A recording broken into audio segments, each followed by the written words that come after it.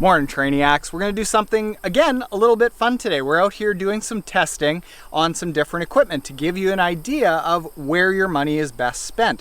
What we're going to do here today is we are going to be testing some helmets. Now, in theory, the tri-helmet should be fastest. The kind of combined road AERO helmet should be second fastest, and the plain old road helmet should be slowest. But if you ask a helmet company, they won't tell you how much one is actually slower than the other. So we're going to try to find out. Now, as a bonus, what we've also got is this. We have the dome that goes right on top of the road helmet. And what a lot of the AERO helmet and helmet company manufacturers have told us is that this actually gets you almost as aerodynamic as this. We're going to find out if all of these things are true, how true they are, so you can hopefully identify where your money is best spent.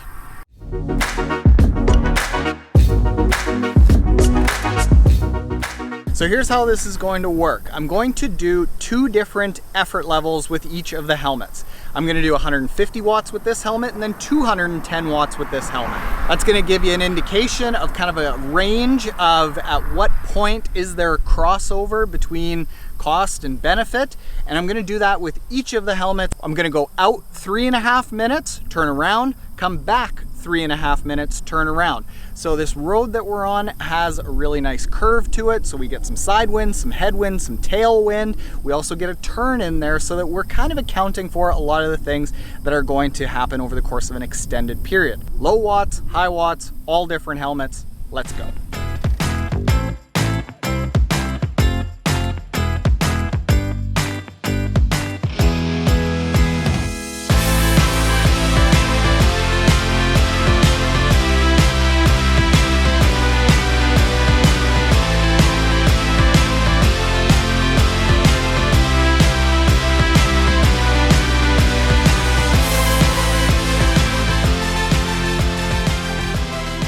Trainiacs, we have all of the data compiled comparing the tri-specific helmet to the AERO road helmet, which is supposed to be like the next best thing, almost as aerodynamic as the tri-helmet. But if you really want the most aerodynamic, what we've been told is the tri-specific helmet.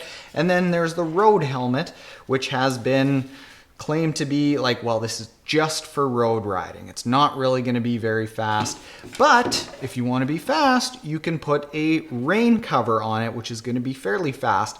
But even when I ask the people at Laser, or I ask any helmet company, what they tell me is, well, you know, we don't really release that data on how much faster this is than that, or this is than that.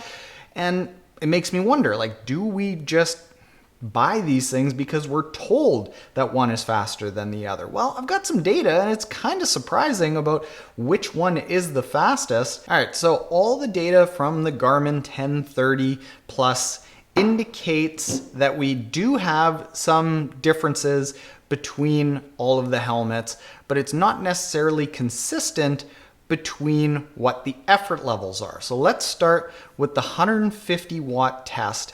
And in that test, the bullet helmet, that's this one, this is the AERO road helmet, actually tested the fastest.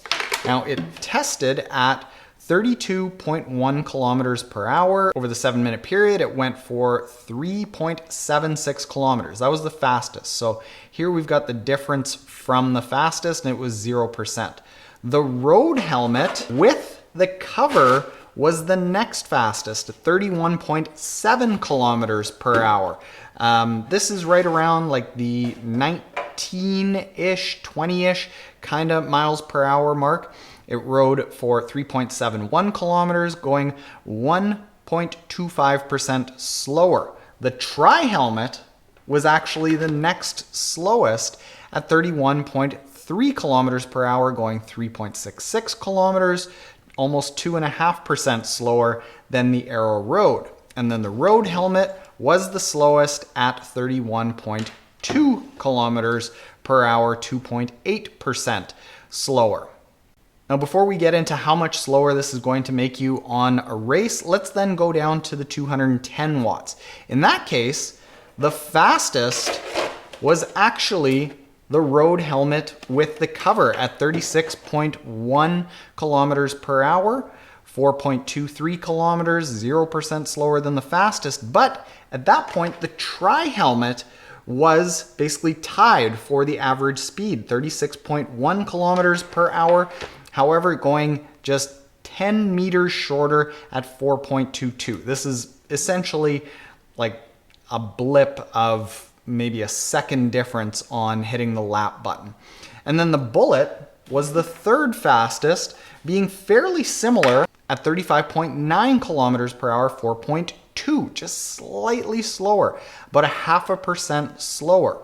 And the Road helmet was the slowest at 35.1 kilometers per hour, 4.11 total kilometers ridden, 2.77. So what this is telling me here isn't a whole lot, you might say, on the surface. You might be looking at this and going like, well, I mean, what trends do I have? Because at 150 watts, the AERO Road helmet was the fastest, but then it was the third fastest at 210 watts. And like the Road helmet with the cover was the fastest at 210 watts.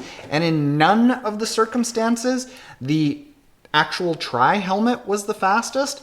The fact that that is what the data are telling us, and I recognize that this is just me, one person, not a whole bunch of people over and over and over in a wind tunnel, in a controlled environment, all of those things, but this does give us some indication that don't stress about it. Data aside, when I was in the specialized wind tunnel last year for the Zwift Tri Academy, I started asking the researchers, well, what are the trends that you see between helmets? Because they were testing all different helmets with all of the athletes, and essentially they said, well, we actually haven't really found any specific trends. On some people, a tri-helmet is fastest, as you'd expect. On some people, an AERO Road helmet is fastest, as you'd expect. With other people, the way that they move their head around, a road helmet is actually the fastest. So what this is kind of telling me is that there isn't one exact answer that tells you, hey, you have to buy a tri-helmet. What this does tell me, however, is that there is the indication that the outright road helmet itself, just the road helmet, is consistently slower. Yes, I would agree that that is what you want really just for road riding.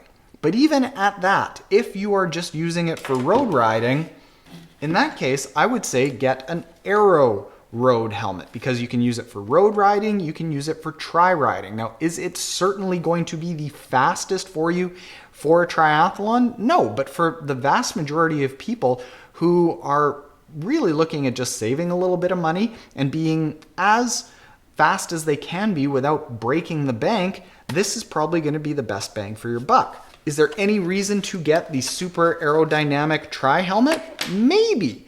I would just, however, say that if you do have the luxury of trying out a few helmets from your local bike shop, or you want to order a whole bunch of things online and then ship all the ones back that aren't the fastest, go and test out what works for you, because it isn't a clear answer that, hey, every tri-helmet in the world is going to be faster than every other helmet in the world.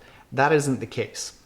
Now, before we end, let's end off with, let's say from the fastest to the slowest, how much could you expect to lose if you are, let's say, just using a road helmet? So that you can decide, is that extra expenditure to buy a more high-end helmet, a more aerodynamic helmet, worth it to you as opposed to the road helmet? You can tie an actual amount of time savings to a cost. So comparing the road helmet, the slowest, to the fastest helmet at the 150 watts, and whatever the fastest is, let's just call it the fastest for you. It might be an AERO Road helmet, it might be a tri-helmet, but we know that the road helmet is going to end up being slower. And over the course of a sprint triathlon, where the average bike time is 40 minutes, you're going to be a little bit more than a minute slower using a road helmet. On an Olympic triathlon, where the average bike time is an hour and 20 minutes, you're going to be about 2 minutes, 15 seconds slower over the course of the bike. Over the course of a half Ironman, which averages 3 hours for each athlete, you're going to be around 5 minutes slower with a road helmet.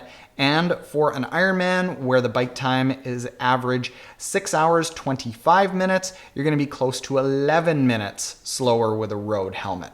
Moving on to 210 watts, if you are a higher power athlete. For a sprint, it's again gonna be just over a minute. For an Olympic, it's gonna be right around that 2 minutes, 15 seconds slower with the road helmet. For a half Ironman, right around 5 minutes, basically consistent with the 150 watts, and with an Ironman over 10.5 minutes slower. So we've got some consistencies here, and while we do have some oddities between what's the fastest, this, or this combined with this, we do know that the road helmet itself is going to be the slowest. So what we recommend in Triathlon Bike Foundations, you can get the digital book, the audio book, you can get the hard copy through Amazon at triathlonbikefoundations.com, or not if you don't want. I mean, I'd like if you bought it, but if not, that's cool too. What I say in that book is that one of the better purchases for your money is going to be an upgraded, somewhat aerodynamic helmet, because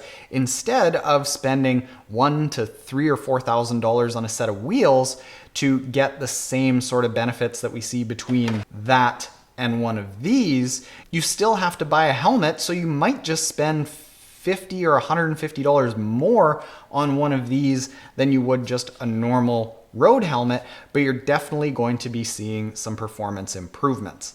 So that's what I'd recommend, triathlonbikefoundations.com, if you're interested in seeing the order of upgraded purchases that we recommend beginner triathletes make.